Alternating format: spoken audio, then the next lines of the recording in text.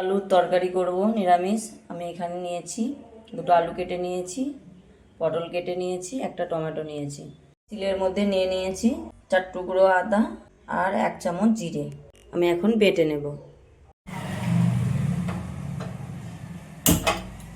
একটা কড়াই বসিয়ে দিয়েছি, কড়াইয়ে হালকা তেল ছিল, কড়াই গরম হয়ে গেছে। আবারও তেল দিয়ে দিচ্ছি, কেন অল্প তেল আঁচাতে হবে না। পটলগুলো আমি প্রথমে ভেজে নেব।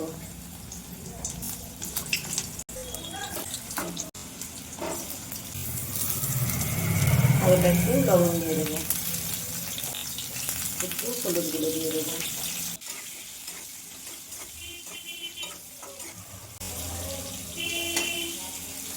ভাজা হয়ে গেছে, তুলে নেব।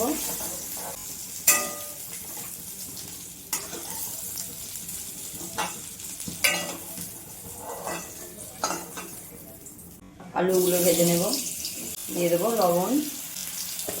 লবণটা এখন আমি কমই দিলাম। দিয়ে দেবো হালকা একটু হলুদ গুঁড়ো।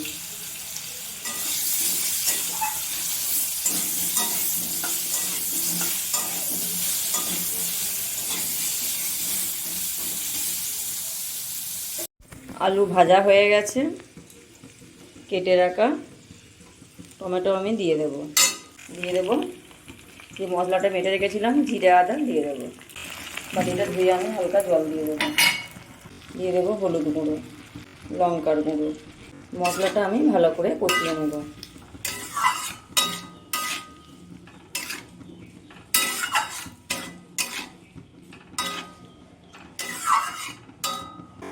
এরপরে আমি পটলগুলো ঢেলে দেবো, দিয়ে আমি ভালো করে কষিয়ে নেব।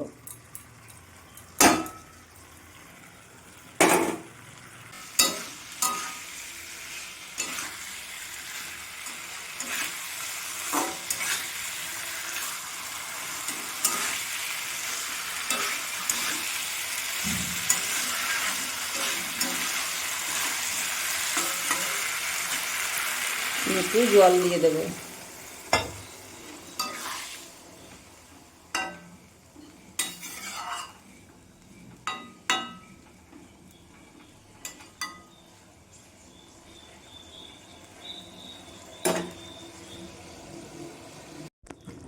কিছুক্ষণের জন্য আমি ঢেকে দেব, 5-7 মিনিটের মতো।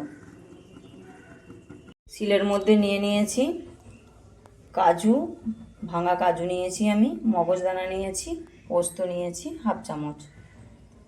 এখন আমি বেটে নেব।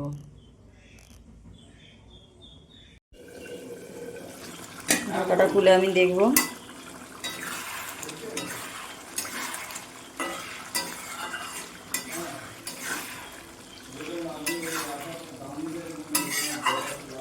তরকারিটা আমি সম্পূর্ণ নিরামিষভাবে করছি।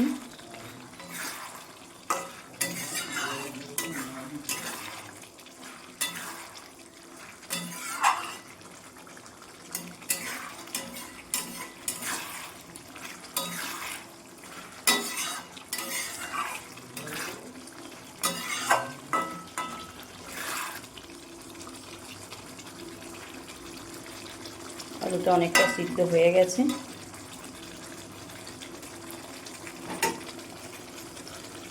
ভালো করে আমি কষিয়ে নিয়েছি, তাহলে জিরে আদার গন্ধ লাগবে, তাই আমি ভালো করে কষিয়ে নিয়েছি। এবার জল দিয়ে দেবো অল্প একটু, না আলুটা একটু সিদ্ধ হতে বাকি আছে।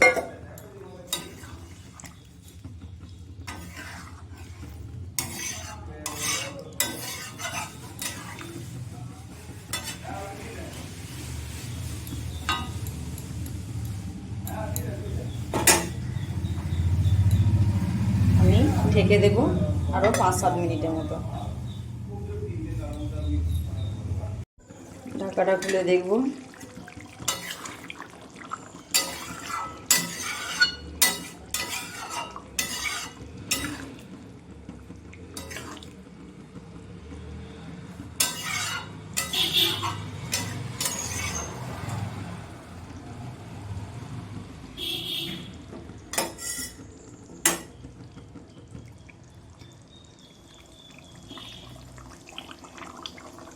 বেটে রাখা কাজু, মগজদানা, পোস্ত বেটে রেখেছিলাম দিয়ে দেবো।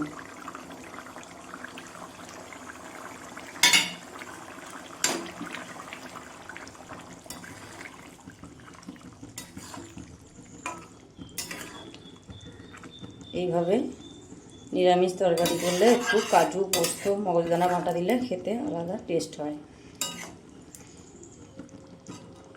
এইভাবে একবার পটল নিরামিষভাবে রান্না করে খেয়ে দেখবে সকল বন্ধুরা, খেতে খুব সুন্দর লাগবে। আর আমার ভিডিও যদি ভালো লেগে থাকে আমার চ্যানেলটি সাবস্ক্রাইব করে দিয়ে আমার পাশে থেকো। সকল বন্ধুরা তোমরা ভালো থেকো, সুস্থ থেকো, এই কামনাই করি। রান্নাটা আমার হয়ে গেছে, গ্যাসটা বন্ধ করে দেব।